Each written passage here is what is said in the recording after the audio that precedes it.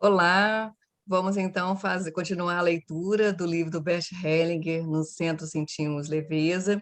Estamos hoje na página 158 e quem vai fazer a leitura hoje para a gente é a Cláudia. Então, estou te passando então a palavra, Cláudia.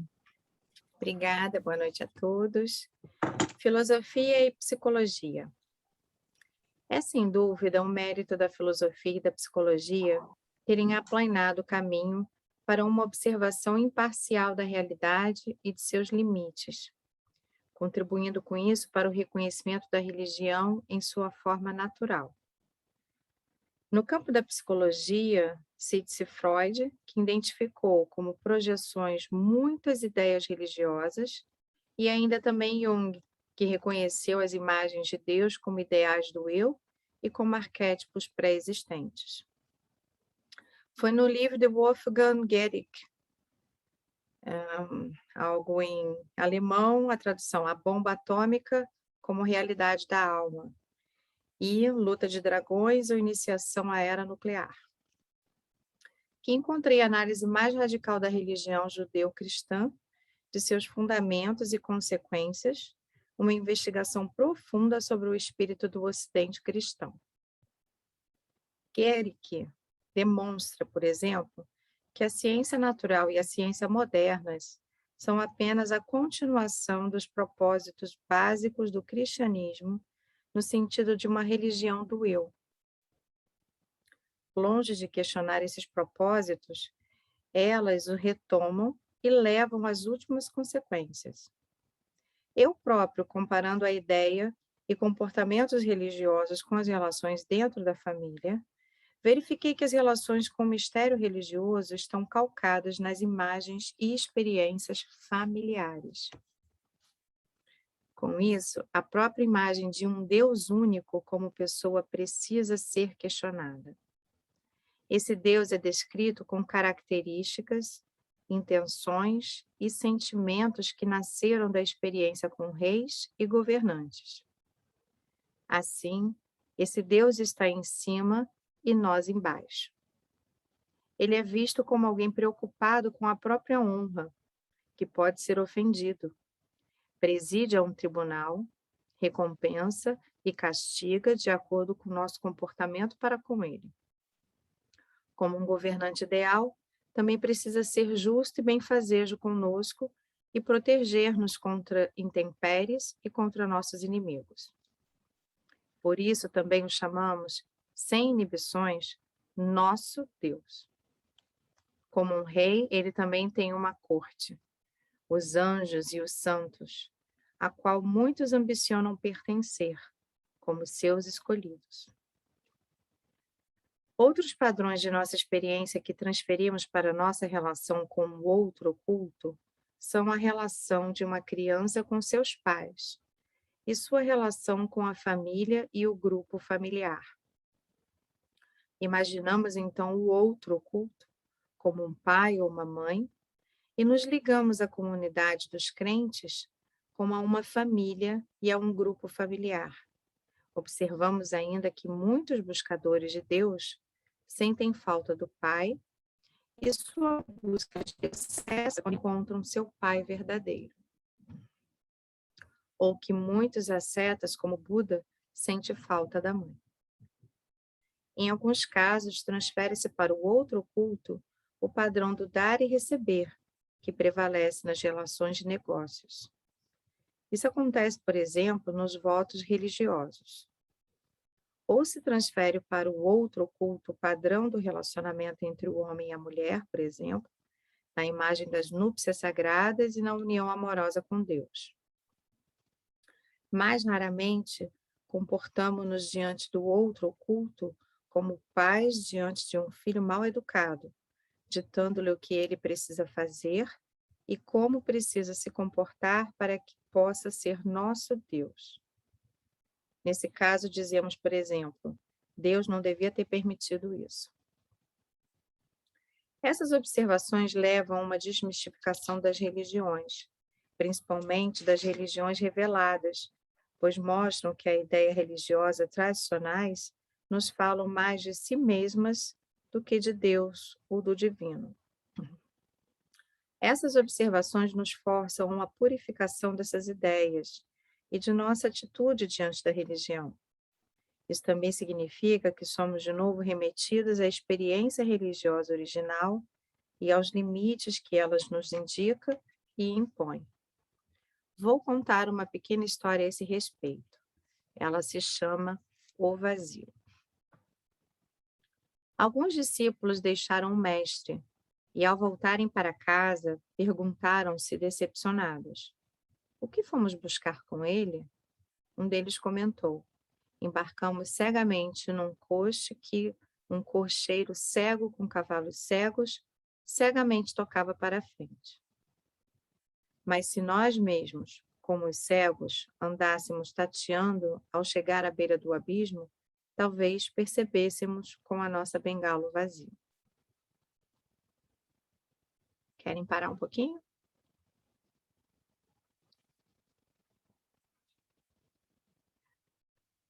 Oi, querida. Lili, boa noite também. E ali, deixa eu E ver aí, aqui. gente? Algum comentário? Essa imagem de Deus que ele traz para a gente é tão maravilhosa, né? Tão forte. Tirando um véu, né, de uma cultura, os homens, né, criam essas imagens de Deus, né? E no fundo ele está dizendo, a gente não sabe o que é, né? A gente tem só imagens, imagens, imagens.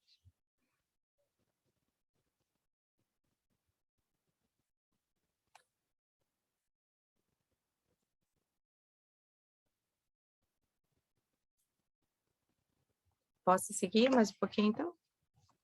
Posso? Psicoterapia e religião revelada. Quando olhamos da mesma forma e sem preconceitos para a psicoterapia, vemos que algumas escolas psicoterapêuticas se tornaram semelhantes à religião que pretendiam superar, e principalmente as religiões reveladas. Essas escolas também têm seu revelador e fundador, e discípulos que aderem a elas e às suas doutrinas. Nestas pode haver muita coisa certa, mas o olhar de quem adere a elas se estreita, e ele exclui ou mesmo combate o que não está de acordo com elas. Assim nascem as escolas psicoterapêuticas, que frequentemente se comportam entre si como religiões. Não existe no interior dessas escolas uma ortodoxia, uma fé correta e uma prática correta. E existem institutos que fiscalizam essa doutrina e essa prática e excluem os que delas se desviam. Há ainda outras claras semelhanças com as religiões: a iniciação doutrinária, o teste da confiabilidade e de uma moral em consonância com a escola, o rito de admissão às ordens superiores, a consciência de ter sido escolhida e a luta por influência e poder.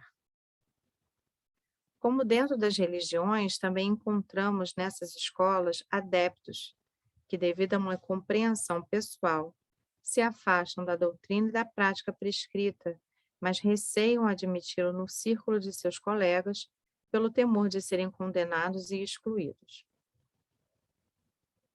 A competência.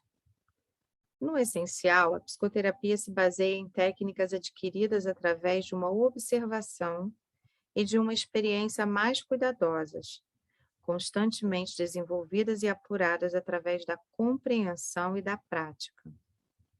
Daí surge uma tendência de distanciar-se de convicções e de teorias em favor de uma técnica instrumental que é preciso aprender, conhecer, praticar e dominar. Nesse processo, o terapeuta não poderá lidar bem com a multiplicidade das percepções e das necessidades de se dominar um único método. Isso leva ao intercâmbio e a uma aproximação entre as escolas, a um certo ecumenismo, onde os limites se tornam cada vez mais permeáveis. Muitos psicoterapeutas trabalham de uma forma puramente instrumental, sem vincular-se a uma escola. Aprendem vários métodos e os associam na prática, de acordo com a necessidade. Corpo e alma. Além das técnicas instrumentais, a psicoterapia também precisa da assistência espiritual. Isso se aplica, sobretudo, à psicossomática, aquela psicoterapia que pretende, em colaboração com a medicina, aliviar e também curar doenças do corpo através da alma. Pois fazemos a experiência de que certos acontecimentos, por exemplo, uma separação prematura da mãe, produzem posteriormente efeitos não apenas sobre a alma, mas também sobre o corpo. Nesses casos, pode-se tentar trazer à luz, mais uma vez, aquilo que na época fez sofrer a alma e mais tarde atuou também sobre o corpo. A pessoa o encara de novo, reconcilia-se com isso na medida em que o aceita tal como foi e encontra então, a partir da sintonia com esse destino, também o alívio e a cura para o corpo. Ilustro com um exemplo. Durante um curso em Londres, uma mulher numa cadeira de rodas contou que aos 2 anos teve paralisia infantil e sobreviveu à doença sem consequências sérias. Entretanto, há alguns anos começou a sentir-se incapacitada, passando a usar uma cadeira de rodas. Eu lhe perguntei: você agradeceu naquela época por sua cura? Como em muitos outros casos, isso não tinha acontecido. Quando uma pessoa foi salva de uma situação ou doença com risco de vida, frequentemente ela diz que superou a doença ou, com uma expressão ainda mais crassa, que a venceu. Então, o eu se sente como herói e no controle, e a alma, que é o que realmente atua, se retrai e entrega o eu a seu destino. O resultado é que muitas vezes algo maior convence o eu, de forma muitas vezes dolorosa, a mudar de atitude. Sugeri a essa mulher que fechasse os olhos e dissesse interiormente: se minha incapacidade é o preço de minha sobrevivência, eu o pago de boa vontade.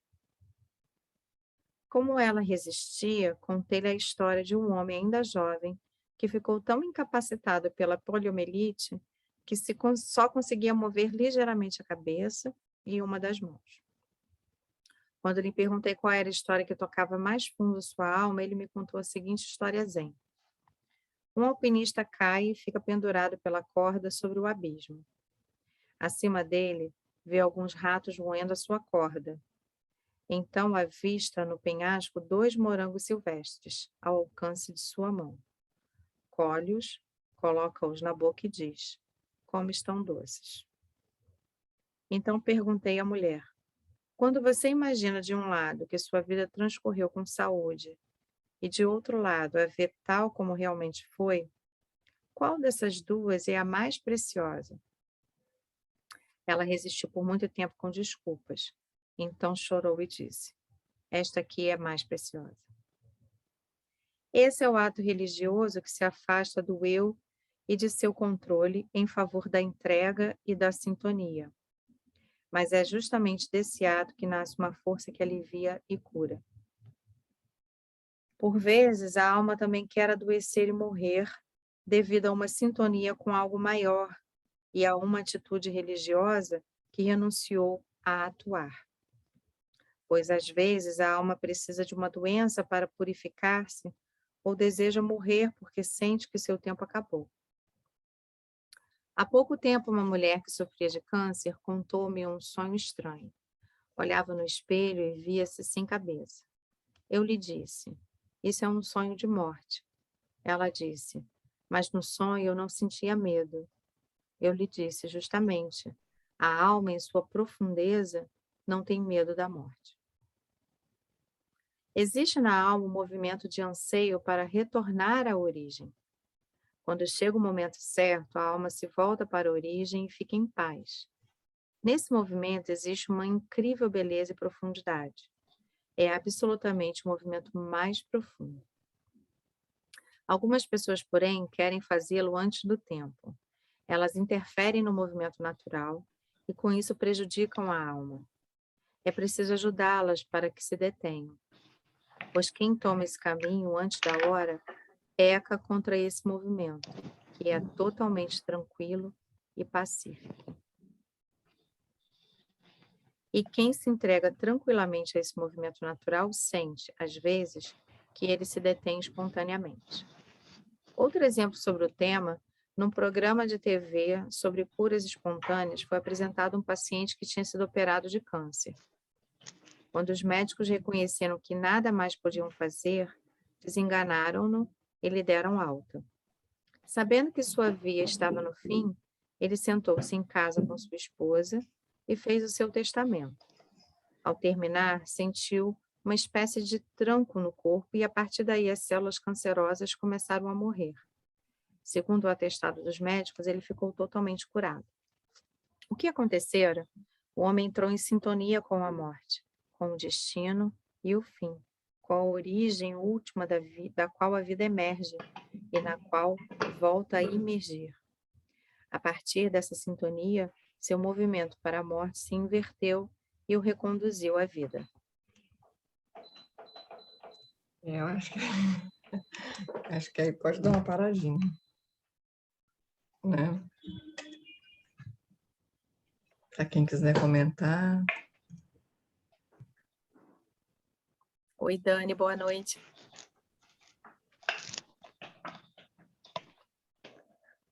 Oi, boa noite, Cláudia. Ei, Dani. Oi, Marisa. Boa noite. Então, Boa noite. E aí, alguém quer comentar? Quer perguntar? Eu acabei de chegar, então eu vi esse finalzinho que vocês leram, né? Da sintonia, como é importante quando a gente consegue não colocar resistência, fluir junto com o movimento, com o momento. Realmente as coisas acabam fluindo de uma forma menos... assim, eu não sei nem se objetivamente as coisas são melhores, mas a gente sente aquele fluxo de uma forma menos difícil. Eu acho que é assim. Mas a gente vê que aqui até na própria, no relato aqui do Bert Hellinger, né, nesse caso aí, nesse último caso, né, a gente vê como que, às vezes, o fato, essa briga nossa, né, com o que está acontecendo, talvez essa seja realmente a doença, né? Essa seja a nossa pulsão realmente para a morte, de morte, né? E como que concordar realmente traz alívio, né? Porque exatamente é o momento que a gente cria uma sintonia com a vida. E às vezes, quando a gente cria uma sintonia com a vida através da morte, a gente pode até ficar, mas, né, se isso tá em sintonia com a gente, se esse é o nosso movimento natural. É muito lindo isso, gente, é tão profundo, né? profundo, é muito profundo. Né? Nossa. Eu lembrei de uma passagem do Bert também que ele fala que não somos nós que possuímos uma alma, né? É a alma que nos possui, a grande alma. Então, entendo um pouco dessa passagem toda aqui com isso, como se quando a gente, através do nosso ego, né, quando a gente consegue, com todo o nosso ser, estar em sintonia com essa grande alma, ela nos permite fluir, porque é como se a gente estivesse servindo a ela. Ela está tendo experiências por meio de nós, essa grande alma. Então, quando a gente quer se desvirtuar desse grande plano, não sei se estou conseguindo fazer entender, aí a gente se dá mal em vários aspectos da vida, né? Mas quando a gente entra nesse fluxo, né, que é o tipo planejamento dessa grande alma, aí tudo bem, né? A gente não adoece, a gente vai fluindo com a vida, né? Ou até se a Falta gente controle, adoece, né? ou até se a gente adoece, a doença vai ter uma finalidade, vai ter um desdobramento assim que vai gerar alguma coisa, algum aprimoramento, algum desenvolvimento. Pois é. Boa noite, Ivone. Se puder abrir sua câmera, mas também se não puder, tudo bem, fica à vontade. Ei, tudo bem? Boa Ei, noite. Ivone, seu fone Seja está bem-vinda. fechado. Que bom. Oi, boa O noite. Boa noite, Ivone. Bem-vinda. que a Alessandra falou que eu não ouvi antes? Eu falei que é soltar o controle. Largar a mão do controle. Sim. Mas você sabe que, assim, O quando... pseudo-controle, né? Do controle que a gente acha que a gente tem, né? Então, mas isso é uma experiência, por exemplo, muitas pessoas com câncer, por exemplo, vão procurar uma constelação, né? E essas constelações, assim, a gente pode olhar para isso, né?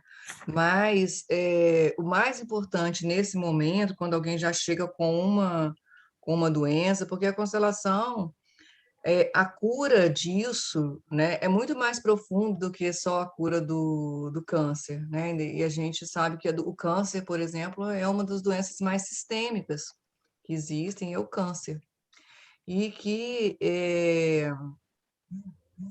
muitas vezes o trabalho disso, né, a constelação, é você dizer sim à doença, concordar com ela. E como que isso, quem experimenta isso, né, que está passando por essa experiência de vida e morte, né, que é o câncer.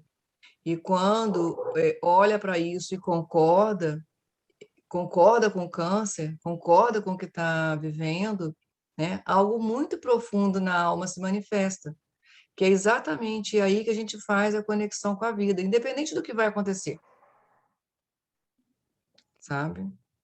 Então, é um movimento também muito lindo quando a gente... Então, mas vamos pensar também que, até onde a gente sabe, né, a gente que ajudou também, que contribuiu para a criação do próprio câncer, para a manifestação do próprio câncer, né? Hum.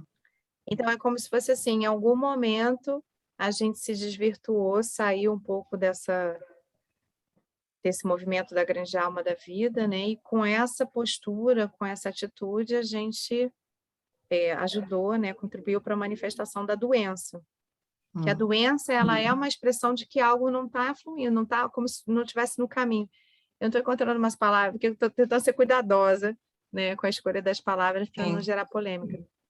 Mas, assim, então, parece que, às vezes, no planejamento da grande alma, pode ser até que dê tempo, se a gente perceber, isso que a Marisa está falando, né, a doença como mensageiro, como uma sinalização de que algo não está bem, e a gente recalcular a rota, né, espontaneamente, e aí pode ser até que a gente tenha uma chance de continuar na vida, né, ou não. Ou não.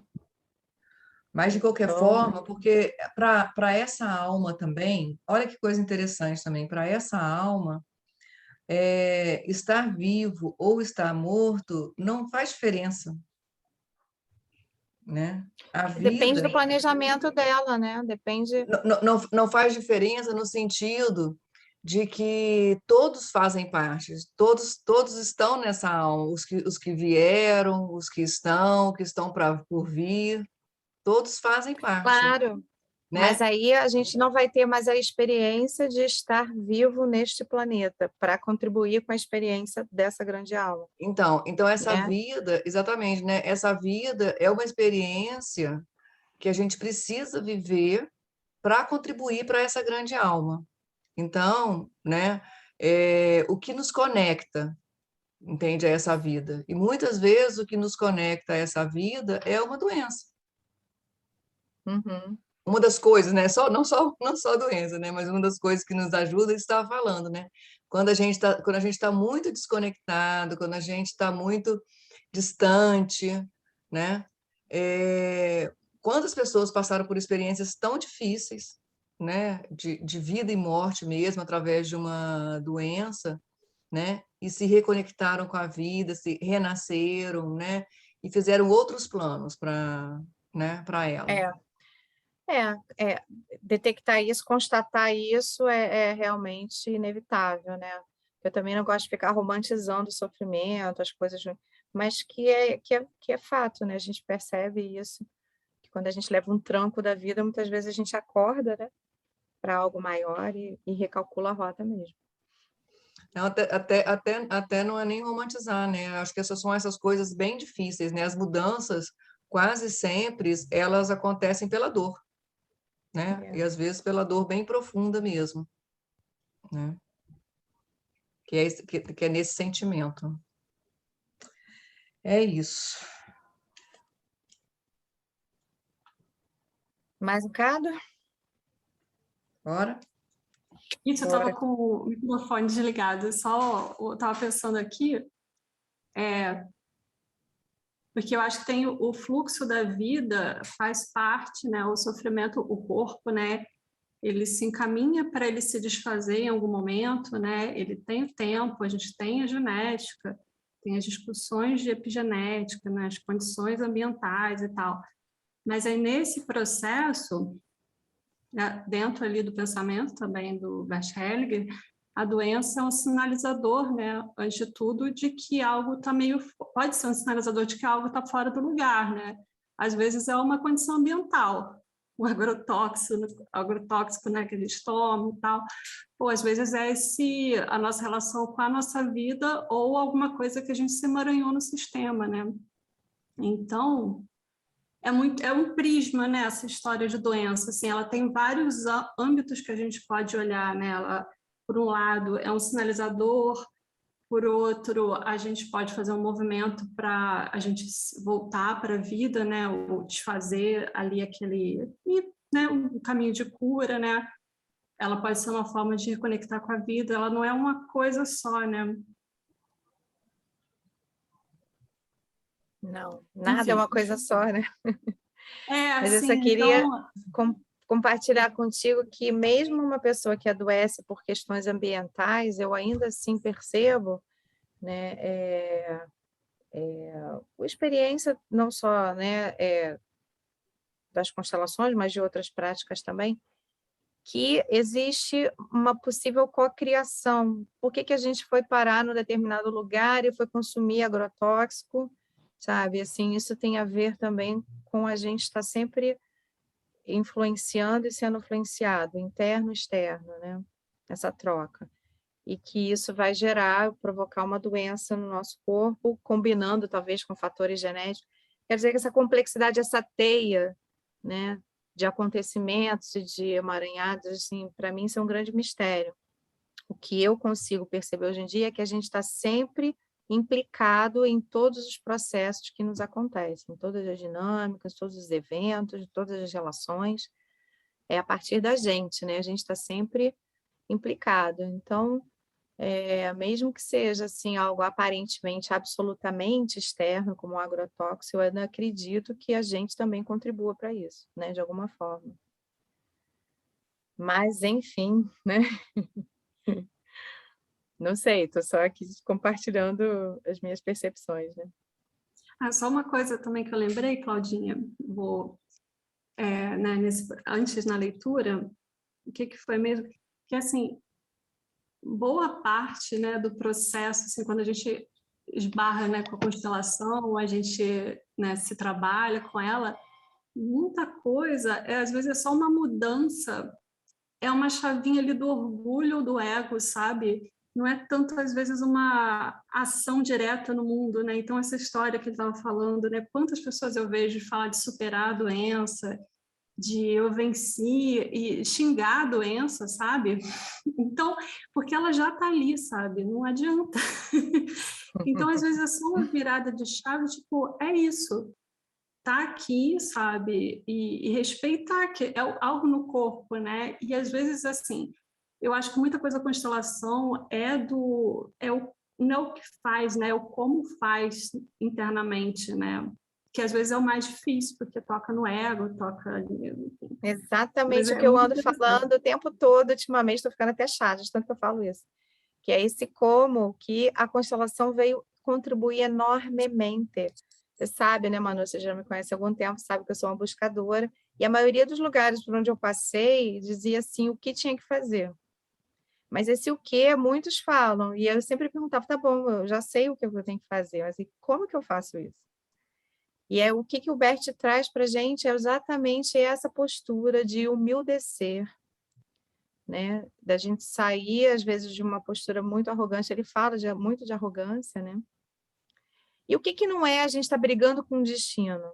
É como se a gente estivesse falando para Deus, né? E você que conhece o João Gilberto, ele que fala, né? Devolve a carteirinha para Deus, né? É como se estivesse falando, olha, eu não concordo com o meu destino, não, você errou aí, tá, cara? Sabe? Tá tudo errado que você fez aí, eu não concordo, não quero outro destino aí para mim, entendeu? Isso é muita arrogância, né? Então, um movimento da constelação é basicamente esse, né? Sim, por favor e obrigado. Tá certo? Sim, eu concordo com tudo, como a gente está vendo aqui nesse texto, né? Por favor, questão de humildecer, né? E o sentimento de gratidão, obrigada. E eu Me sinto muito. agradecer. Aí se tiver alguma coisa, né, que envolva.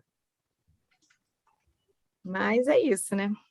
Simbora, meu povo, mais um cadinho. Ora. Posso falar? Cheguei tarde. Claro, Boa claro. noite, meninas. Hoje eu terminei de ler O Conflito e Paz, né? E aí, acho que tem uma... Até estava olhando aqui, o último trecho do livro que a gente vai ler a seguir também está lá no Conflito e Paz, né? E acho que é uma questão da gente acolher em nós mesmos, né? Então, por exemplo, a questão aí da doença. Enquanto a gente briga com a doença, rejeita, fala aquela doença, né? Muita gente fala dessa forma. Enquanto a gente não integra, a gente fica nessa posição mesmo assim, como se a gente tivesse algum poder, né, maior sobre o que está acontecendo. E, na verdade, a gente está realmente a serviço, né? E a doença também está a nosso serviço, né? Então, ela vem trazer uma contribuição para o nosso crescimento, para a nossa conscientização, se a gente se abrir para ela, né? Se a gente parar de brigar com ela. Então, a gente pode dar saltos, né, no nosso entendimento e na nossa percepção sobre nós mesmos, na medida em que a gente, como adultos, olha, né, de frente para ela e acolhe, né? Tanto com o que ela traz de dor e de desafio, dificuldade, mas também com tudo que ela proporciona de um mergulhar profundo, né, em nós mesmos. É isso. Que muitas pessoas possam aproveitar, né? E se abrir para isso, né? E mais uma coisa na constelação, né?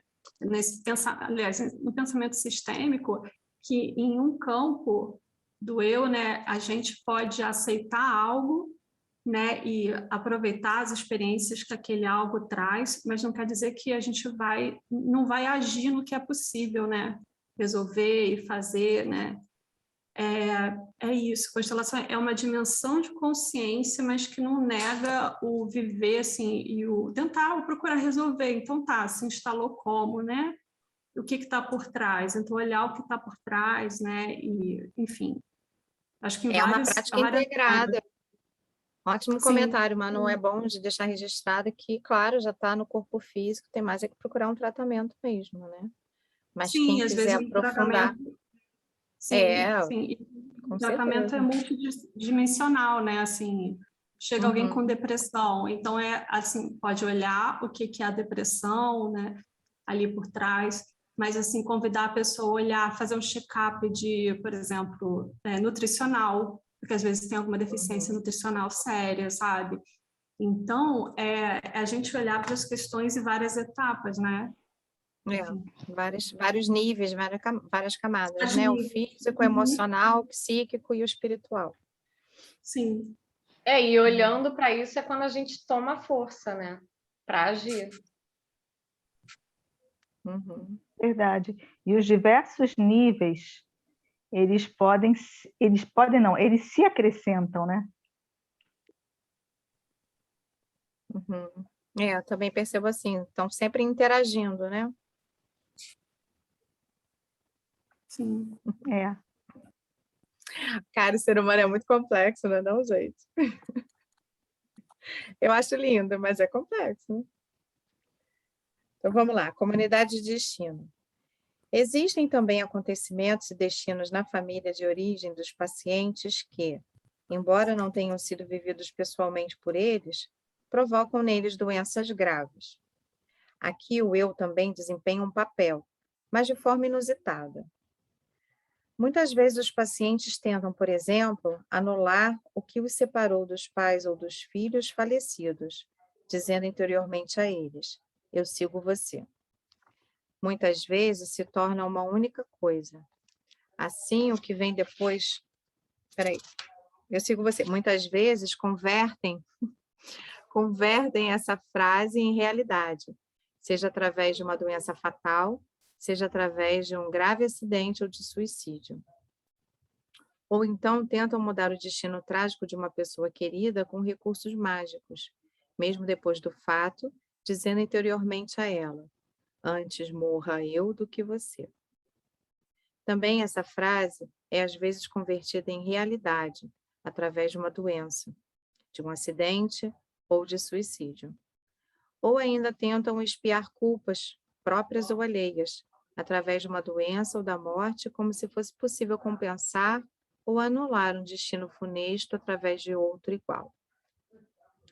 Também, nesses casos, não se consegue êxito apenas com técnicas instrumentais. É necessária uma abordagem psicossomática que esteja consciente do fundo religioso da doença e da cura, e o que leve em consideração. Essa abordagem procura com cuidado que essa pessoa abandone uma atitude religiosa que tenta abolir magicamente a realidade da morte, da culpa e do destino, e adote uma atitude religiosa que se ajuste a essas realidades. Através disso, ela reencontrará o caminho para o que lhe é próprio, para a própria grandeza e força, a própria vida, a saúde e a felicidade. Somente a partir dessa postura terapêutica é que o trabalho com as constelações familiares poderá desenvolver sua força reconciliadora e curativa. O centro vazio. A pergunta que se coloca para os psicoterapeutas é como poderão chegar a essa atitude com a possibilidade de desencadear e manter tais efeitos. Não elaboro grandes pensamentos a respeito, porque me atenho ao conselho de um amigo meu, um certo Lao Tzu, morto há muito tempo. Ele fala no Tao Te Ching sobre os efeitos de se retrair e de se reconhecer num centro vazio. Quem se recolhe ao centro vazio permanece sem intenções e sem medo. Espontaneamente, e sem que ele se mova, a multiplicidade se ordena em torno dele. Esta é a atitude que o terapeuta pode assumir diante de destinos pesados e doenças graves. Recolher-se ao centro vazio. Nesse processo, ele não precisa fechar os olhos, pois o centro vazio não está encapsulado, mas conectado. Assim, o terapeuta entra simultaneamente em contato com o destino e a doença, abrindo para eles, por assim dizer, sua máxima superfície, e sem medo. Isto é especialmente importante, pois quem tem medo do que poderia acontecer perdeu sua força e sua vigilância. No centro vazio, estamos em conexão com forças que transcendem em muito o eu e seu planejamento. Quando nos confiamos a elas, emergem de repente imagens de solução, frases de solução e também indicações para agir, que então seguimos. Nisso também acontecem erros, é natural, mas eles podem ser regulados a partir do eco que produzem. Assim, o terapeuta não precisa ser perfeito nessa atitude. Ele não se arroga nada simplesmente fica tranquilo nesse centro. Então, essa forma de terapia é bem-sucedida. Chamo de humildade essa atitude destituída de propósitos, que aceita a pessoa doente como ela é, aceita a sua doença como ela é e aceita o seu destino como ele é. Ela surge da sintonia entre a alma e o eu, e é um ato genuinamente religioso. Para terminar, contarei ainda uma história a respeito desse tema. É uma história filosófica, ou religiosa, ou terapêutica, pois nela essas diferenças foram abolidas. A história se chama O Círculo. Uma pessoa perplexa perguntou a alguém que a acompanhava num trecho do caminho: diga-me, o que conta para nós? O outro lhe respondeu: o que conta é, em primeiro lugar, que temos vida por algum tempo. Assim, ela começa quando já havia muitas coisas e quando cessa, cai na multiplicidade que havia antes. Quando um círculo se fecha, o fim e o princípio se tornam uma única coisa. Assim, o que vem depois da nossa vida se liga sem costura ao que havia antes, como se não houvesse passado nenhum tempo no meio. Assim, só temos tempo agora. O que conta é, em seguida, que junto com o tempo foge de nós o que nele produzimos, como se pertencesse a um outro tempo, e como se, quando pensamos estar agindo, fôssemos mantidos apenas como instrumentos usados para algo que está além de nós, e postos de lado outra vez. Quando somos dispensados, nos consumamos. A pessoa perplexa perguntou: se nós e o que produzimos duramos um tempo e acabamos, o que conta quando o nosso tempo se encerra? O outro respondeu: o que conta é o antes e o depois, como uma só coisa. Então se apartaram seus caminhos e seus tempos, e ambos pararam e fizeram uma pausa. Fim.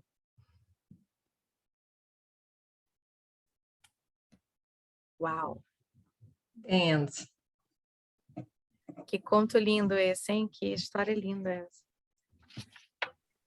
Sim, e tem esse trecho que ele fala: fôssemos mantidos apenas como instrumentos usados para algo que está além de nós. É justamente o que você fala, né? Às vezes, que alguém fala, né? Acho que é você, Claudinha, sobre ser instrumento, né, de algo maior. Eu acho. Estamos a serviço. E achei tão lindo isso aqui, gente. O que conta em seguida... Como é que fala? Não, que o que a gente produz também... Aqui, se nós... O que a gente produz também se vai, né? A gente se arroga, às vezes, acha que é dono de alguma coisa. Eu achei tão lindo isso. Cadê?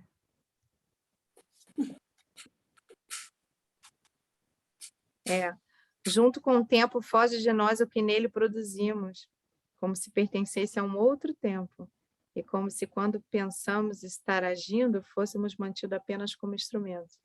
É lindo isso. Nossa.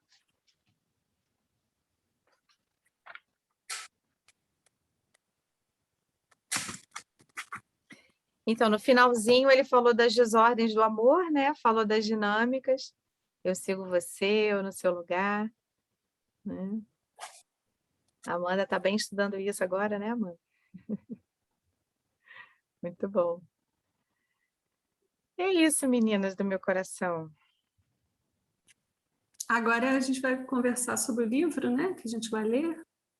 Podemos. Quer finalizar a gravação, então, Marisa? Sim. Então, vamos finalizar a gravação da leitura do livro No Centro Sentimos Leveza, do Bert Hellinger.